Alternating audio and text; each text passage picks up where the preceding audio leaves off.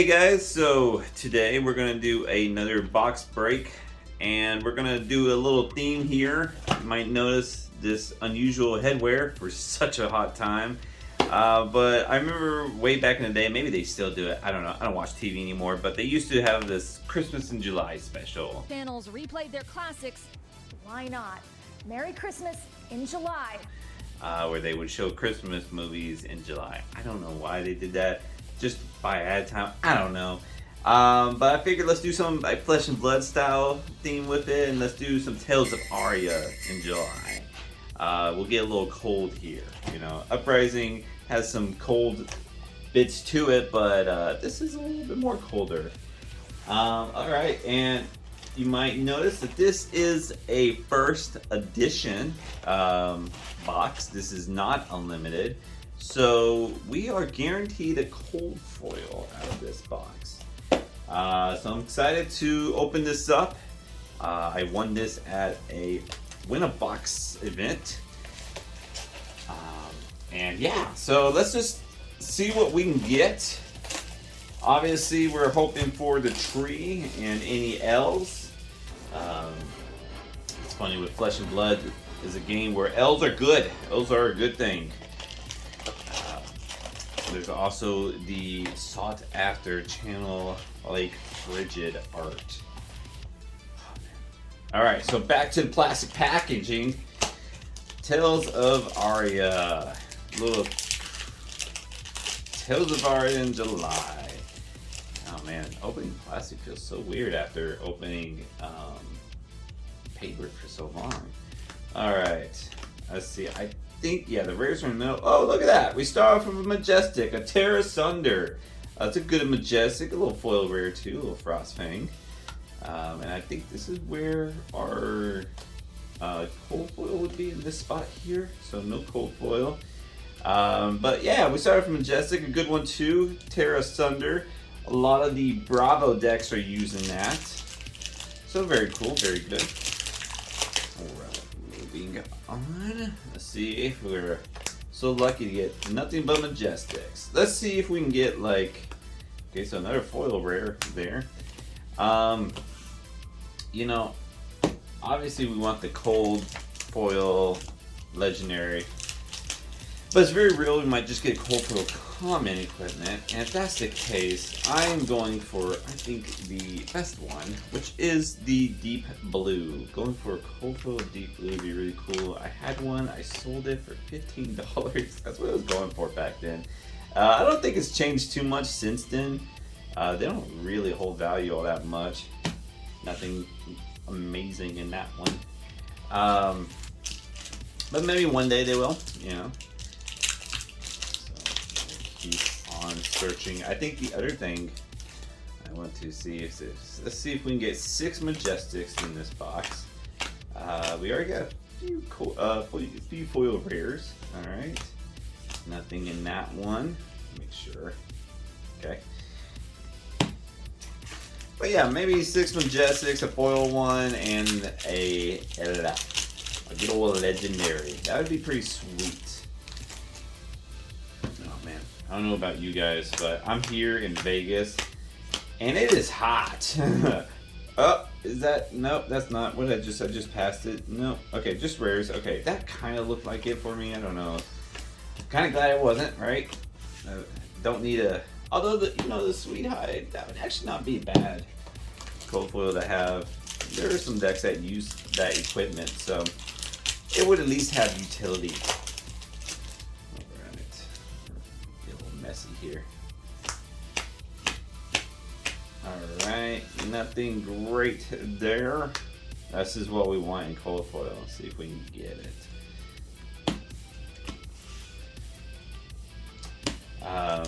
But yeah, so it's hot. It's hot over here, that's for sure. My job has me walk out in the desert over here in the triple digits. So it is not fun. So you know, let's go back. Let's pretend as if it's about to be chilly weather.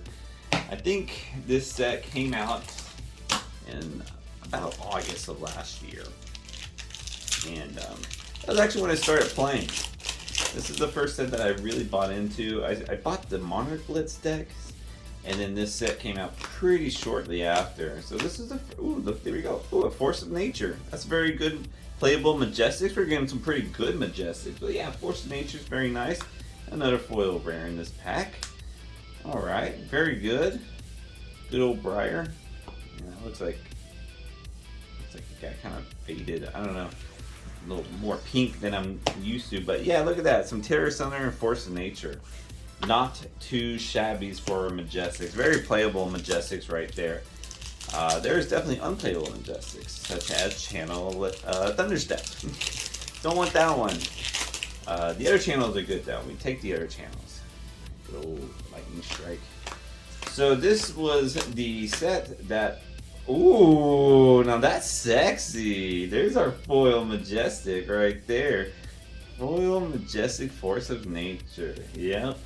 Briar is very much still relevant in this meta of Uprising. And yeah, Force of Nature is a must-have if you're playing Briar. So very cool that we got that foil. Very happy about that. Anyhow, so yeah, Tales of Aria was the set that made me commit to this game as like a future endeavor. Tales of Aria Sealed and Limited is what I did for the Dallas calling. Did Sealed and then Draft, and I got top 8 on that. That was the first calling I went to with this game. Now I played Limited for quite a while in Magic before this, so I had an idea of Limited. Oh, well, there's our cold foil, Mark of Lightning. All right, pretty cool looking at least. It does look cool. Obviously, ooh, disappointing. But you know what? What's really cool, and I'll probably talk more about this, is that when you bought one of these boxes, you knew you were going to get a cold foil. I mean, there is no cold foil boxes. Those boxes do happen, and it is a shame. And we'll sleeve it. It deserves a sleeve, even if it's not the one we want. We should probably sleeve that Force of Nature too. That's actually something I'm more interested in. You know, some of you might hate that I use side loaders, but I love side loaders. Anyways, so it's kind of disappointing that we don't have that like almost guaranteed cold foil with Uprising. But the boxes seem to be putting out some value regardless. So who knows? I mean, you're like guaranteed like a marble, a case or something, but hard to say how I feel about it. I don't think the first edition and limited thing was going to last. I think it was only a matter of time before basically Uprising set came out, where it's just combined the two. But you know, I could still reminisce about how you would always guarantee a cold foil. All right, now just because we got the cold foil doesn't mean we're not going to get an L. That can still very much happen. So stay tuned here. We're still going for it. Right now we got 3 of the 6 Majestics. We did get the foil Majestic, so we checked that off. We did not get the Deep Blue, but we got a Mark of Lightning, which I imagine maybe in Commoner we used to use. Okay, look, another Majestic, and another very playable Majestic on top of that, Exposed to the Elements. Yeah, this is an Oldham card, obviously, because of the Ice and Earth, but Icelander could use it if she wanted. But a lot of lists are running it, so it is very playable right now. So again, another very playable Majestics. We're doing great. We're dodging the ones that aren't. Like another one would be like Blossoming Spellblade. Not a very playable Majestic. Not at all. There's like another elemental one that's like a Lexi type card. Let's see if I can remember what it is. Oh, another foil Majestic. Foil lighted up. That looks sexy. Very cool. The Lexi specialization. Right now, unfortunately, she's more into the ice build. So we're not seeing lighted up being used right now. But Lexi seems to always kind of be in the edges of being good. So I think she will eventually probably move into lightning again, and what we will see is some lighted pops being played. So we are happy with that. That's a foil Majestic that I would say isn't a playable now, but is definitely more of a playable later. I think that card has more of a chance to be a playable in the future than like something like Town Thunderstep or Blessing Spellblade or what was that card called? Don't remember. No, anyways. Alright. Alright, another foil rare. Foil yellow snapshot, not very playable. Typically don't like yellows unless they're amazing. Now snapshot, that would be something you might actually use yellows with if you were going a lightning Lexi build. So possibly playable. Little rares are not worth too much though, regardless. Which is interesting with this game, how the rares just don't hold value because the rares are kind of just like uncommons basically. Majestics are really just like the rares. But I don't know, I don't mind it really because I really think this game is pretty affordable and not too financially like hard to get into. So I'm happy with that. Alright. But anyway, so I did well in the Dallas calling, and then I went to Cincinnati about 2 weeks later.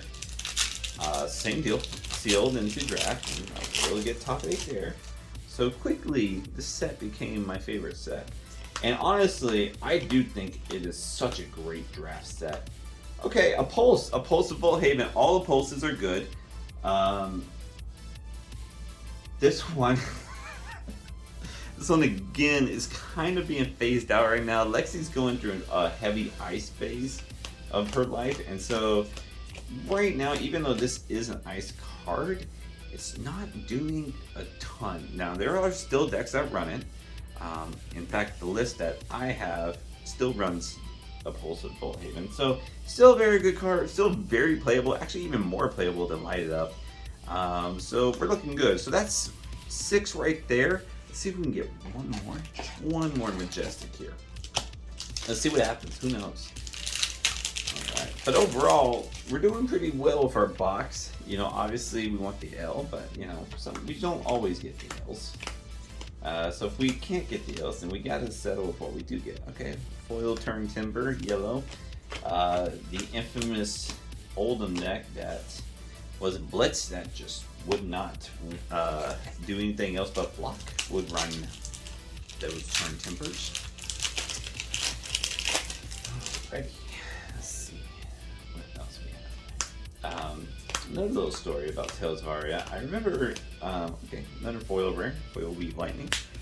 I remember it was like at the end of a skirmish that was Tales of Aria, and this guy was talking to the store owner, and he was just like, you know, I don't think this is a very good set.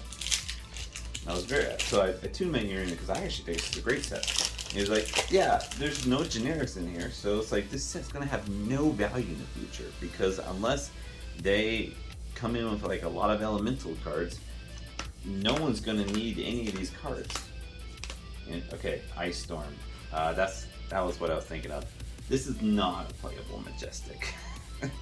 And hasn't been yet, so I am not holding out hope for it either. So there's our first Majestic dud. Anyhow, but so joke's on that guy because not only did the very next set with Everfest did we get Icelander and Stargo, which used all these cards.